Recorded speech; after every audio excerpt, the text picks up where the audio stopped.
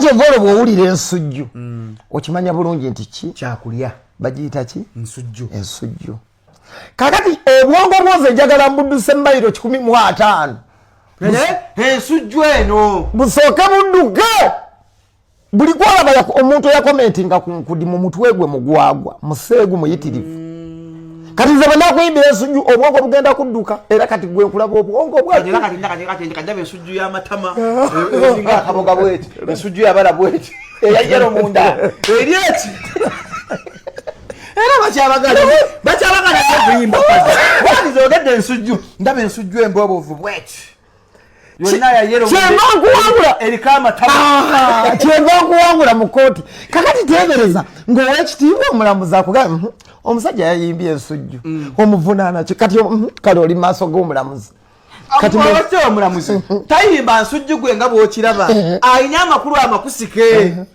gegaliwa kubaza ndaba ensujju ayina amatama bw'okyala bw'okyevaamu otuzizi ensujju zibaamu amazzi ziba zaabala obulungi eriko omuwuula ogwo gwe musango gw'omuvunaana okusala erimu amazizi erimu omuwuula erimu obusigo wekiibwa omulamuzi kyava akuba emmeeza omusango ngugobye yo compensate mumusasule era bano bonna bwolaba babadde boogera nze nagambye gravity nemugamba tobaavuwaza onale bombidde nagamba bano abantu bakyamu Uganda Law Society netukubira munnamasaka semakatugamba bano beetaaga kusiba twagala namba ya puzzle yes twagala namba ya puzzle but compensating bali not compensating twali tujja kuwaabira okuviira ddala waggulu mpaka wansi tumalira obudde kyobola ba UCC yongezi muzenega wesiwa nyombi tulina government tena sente zenaaliyiriza baana yakukwatira mu dakiika ya 95 sitaata munnamubendo oyo yakukwatira mu dakiika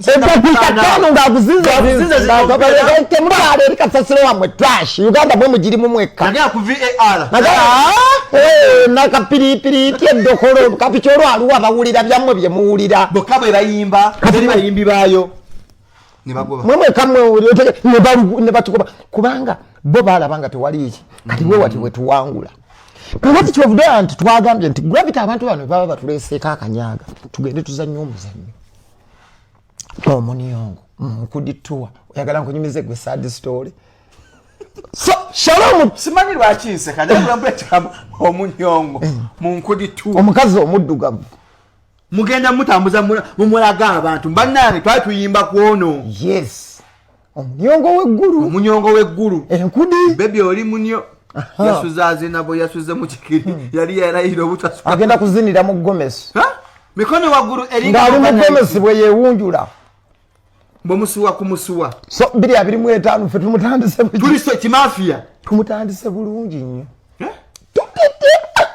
twasimbudde dda tuli wala obwongo obunafu 225 muleke twagenze dda abalala gye bali mu birala fe tumaze okweteekateeka era tutandika nga 17 kakati ndabye ejambiya mu mmotoka yogenda temaani balaga mafini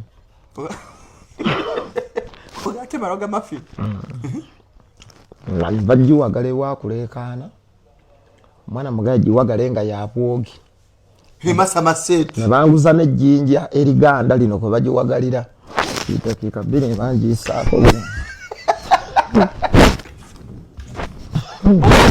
wagenda ate balaga mafini naye bajja kuggulako mmadda ate mmadda mafini nombagana tusigala ali mu kkuba nombagana nkunuule ekibegaabega enkunuule fe abamu tetumanyi kkuba naye tumanyi okunuula bunu ate engatto twage wagambye engatto tegenda kukola wagambye abantu engatto tegenda kutaasa engatto eyinza okutaasa engatto ekuba engatto nja kukwata kigere ki otiseme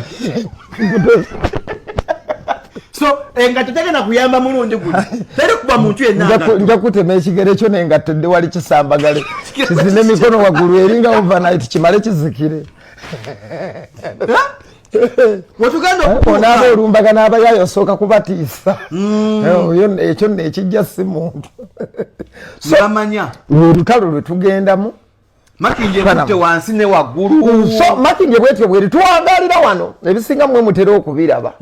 Era goyeza okubimbulira kuba ffe. Nizo okuli bakati gwe totambula obeere. Tuba tuli awo ku Palaso. Palaso. Ngagenda kabira ku Fangoni. Byatandikira eri ku gundi ku Mpere Festival. Yamulumbye gundi yamulabye ekimafia. Palaso yali ayimba. Kati wena aga okuleta emmotoka atekewa akacyankala. Ajja ateecho ni ku bantu ba Palaso bayimbira. Wala Palaso nasigala nga akyayimba. Naga atujja bba kuba. Nalowooza byakusaaga. Wayise bbiri. Teyakubye esimu Palaso. Teyalabudde muntu yenna. Teyakoze kintu kyonna. Tebakonkonye gate. Bawalampye empalampi. Njagala okuwa okulabula. Ku channel yo. Nga sikutiisa. Wabula kugamba bayaye bagusale. Palaso alidde ddire nnyo. Babuulira. Lwaki buli gwenda bagamba Palaso alidde ddire nnyo? Palaso yabasaamu ekintu ekyo. Ebitali byakusaaga. Ojja kulowooza nti Palaso oyo byalimu byakusaaga. Era nkikubuulira ate nno wandifundako oli gwe yabadde naye kuba y'oli abayagala kulabisaamu nakite trendinga ku social media. Nategeera nga bw'omanya akazannyo k'endongo kujubisaamu awo amawulire gakube kusumbuwamu. Palaso alidde ddire ebyadda naate yasinga obukkakkamu era muntu mulamu era wakisa. Palaso oyo ye muntu alisivinga buli mwana wa Makindi. Tugende wa Ankopi. Tugende wa Ankopi. Mumanyi Ankopi. Kale njagala okubulira Palaso mumanyi bulungi. Palaso enwana ye Sia Street. Enwana ye Sia Street. Ebintu bya Palaso si byakulabisaamu.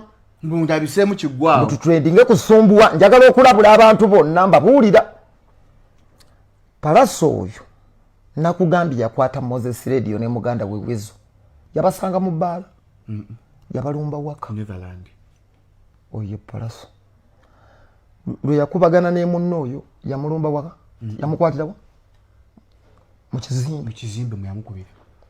Jo yazeewa. Ku Fangoni we yamulumbye we nyinyini. Oyo no ye Palaso. Palaso tasaaga.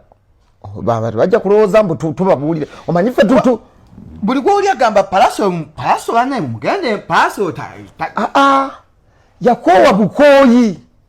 Kula kuno. Nze nali mbaddeko mbutakkanya ne Palaso. Ate nangamba Pazzo. Oyagala nkukyalireko. Simbadde mbutakkanya ne Palaso. Yagala nkukyalireko. Palaso Pazzo mujja kulowooza ebibi ebyammu bye mubeeramu. Ngezaako okumukkakanya ng'awanise. Naye wali olabyeko ggwe ng'emmotoka ekubyemu amataala ng'abantu 10 oba 8 nga bonna bakutunuulidde bati n'amayinja ga minzaani. Nga mmwe muli basatu n'emmotoka ewa kamera igwe n'omulala. Kati omuntu atalumbira eri ku stage alumbira ku geeti ng'oyingira alumba ewuwo. Naye takutambala nga tokoze eki? Tomutambadde. Kakati kiri gy'oli okwewa space kuye okumulaba obulabi obutamwagala oba okumwesonyiwa. Oba alumbye beebase. Palaso mukyankalamu. Teyatumye yeesitukidde. Palaso muki? Mukyankalamu. Kijje ku nze. Yaga Pazzo njije nkukyalireko. Kye bayita okukyala tebiba bya mu bbaala. Ate oyo omuntu aba mukambwe ennyo. Va ku bino bye tuli mu Shalom, bino bye tweyogerera ku TikTok. Oli ebintu bye si byakuzaaga. Wakaawo nga wano bwoli. Naggulawo nayingira nagga akakatise. Ewuwo. Yenkyale yali ng'eyakojja wange Kamiliyoni. Kamiliyoni yajjanga ekiro ku ddirisa lyo. Wosula. Ekiro. Kamiliyoni yennyini. Gwayisizaamu eggaali emisana. Golooza lwaki Kamiliyoni bannamawulire baatuuka nga bamutya buli omu ng'agamba saagala kumundeke neebake ku tulo. Kaka gwe ng'oyogera by'oyogera takola ki? Takuddamu. Kati ekiro oba weebase ku ddirisa. Ng'olingiza nga nze Kamiliyoni ggulawo. Oba yali nnyina dda. Naye bw'osobola okugula. Engeri gy'aba yatuuse. tosenguka kakati nzize kugamba onveeko nga zze kwogera leero nkukyaliddeko mu ngeri y'okukugambako nvaako enkya tukiddamu kati gwe bw'oba munnamawulire oddamu enkyala gye bakyala abaana abo kamiriyoni yabatendeka tebatuma mubaka nzogambe se kyagirabye ye kenyini yeyetuukira ate asooka kugamba kyobadde omanyi naakutuukako nedda kakati nvaako ndeka era bangi be yakyalirako mu biseera bye bannamawulire